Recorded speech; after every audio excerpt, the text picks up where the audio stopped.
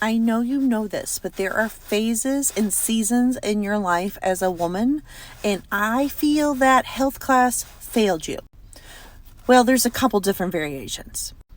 First off, there's before children and after children. You will always be postpartum for the rest of your life if you had a child. There's also before hysterectomy and after hysterectomy. But you get the gist. You see, when we were in school, they told us about puberty and all these things, which is really nice because puberty isn't exactly something I want to relive, and it's like super fun because it wasn't, but it was a mad influx of hormones coming into a primitive little brain that isn't quite ready yet and doesn't even have a frontal lobe that's fully developed.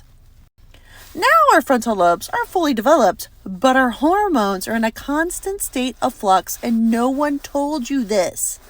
So you know how diabetes is like up, down, up, down, up, down. There's type 1, there's type 2. We care about the insulin, we care about the glucose, that your glucose is constantly changing and you wear a continuous glucose monitor. Well, someday, people are going to realize that hormones are constantly fluctuating. Constantly. And they're going to care. Because they're going to realize that half of the world has a vagina and half the world has hormones that are constantly fluctuating. And when we complain of the symptoms of our hormone shifts, we are told therein we are crazy. But really, medicine hasn't caught up with us because we're like in a male world. So women's health is 50 years behind. So the way I like to look at it, if I were to give you seasons, right? So when you are 18, you think you're an adult, but really you're kind of like a kid, because when I was an athletic trainer in college, 18-year-olds healed like children, 22-year-olds healed like adults. And I will never forget the day that I had a type 1 diabetic. He was a running back and he had blisters from 2 days, and it took him weeks longer than everybody else to heal because his diabetes affected his ability to heal.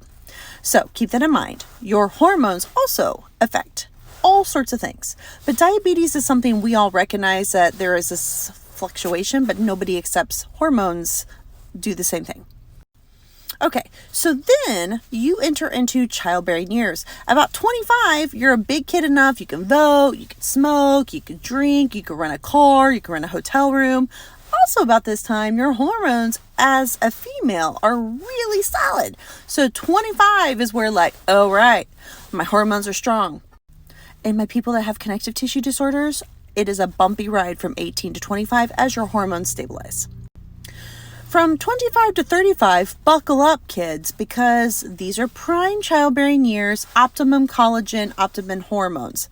Please don't read this as you must have your children during these years. I'm just talking about hormones and how they fluctuate. So after 35, we don't really make any more fresh, sexy collagen, and our estrogen starts to diminish, which also means that our hormones change so much that our risk of birth defects also goes up because we've had our eggs for a while, this and that. So then also at 35, there is a very strong chance that there are people in your life that are starting perimenopause. But you think perimenopause is like not really a thing because you weren't taught it, and this is where you need to listen and take the notes. Okay, if you are my friend and you have heard me talk about perimenopause and I say I think you're perimenopausal, you can't get saucy with me because I'm just trying to tell you, like Paul Revere, that perimenopause is coming for you and all the symptoms, okay? Menopause is just like one day. Like one day. People have this whole name and it's just like one day. It is like the year after you stopped bleeding, like that day. Then you enter post-menopause. So perimenopause is really where you should be talking about all the changes, all the symptoms, heart changes, vascular changes, your anxiety goes up, your skin changes, your hair changes, your joint pain, your teeth. You can lose bone density, your teeth shift. Like, look, my teeth are shifting. Don't panic. I am getting Invisalign because if your teeth shift and then you're stressed, it changes your bite and all this horrible stuff. But I am here to tell you, perimenopause can start at 35 and can last 10 years. It could start when you're 45, the thing is, people think perimenopause is like 50s. And they also think like perimenopause happens like once you start skipping periods. But there are like loads of symptoms before it hits the fan with the period stuff, man. Your PVCs you're having, that high LDL that you're having, that heart stuff, you keep going to the doctor like, well, we sent you to the cardiologist and it's fine. And don't get me started on thyropause, where your thyroid is also tanking, because then that makes like a menopause thing. But I am only telling you this so you have knowledge that if you hear it again and again and again, that you're going to know that perimenopause is what you should care about, not menopause, because menopause is like one day. And then when you get to post-menopause, I say this with love. Y'all have made it. Chinese medicine states women that are postmenopausal have less stress on their body, more calm, more balance, because their body isn't constantly trying to make a baby and give up, make a baby, give up, So postmenopausal women, congratulations, you've made it.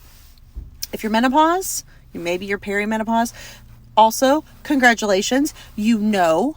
If you are in your 30s and 40s and you feel like a garbage pile or a dumpster fire and nobody knows what's wrong with you, you might have perimenopause, and you might need to see somebody who actually knows about this. So you could see a doctor, a nurse practitioner, somebody that has had training in menopause, because med school isn't teaching them this. And your OBGYN is a phenomenal surgeon and they're phenomenal at catching babies, but they may not be educated in this. They might not. So find someone who loves you for who you are. It might be a functional medicine doctor, it might be a nurse practitioner. Find somebody who sees you and can help you. Okay?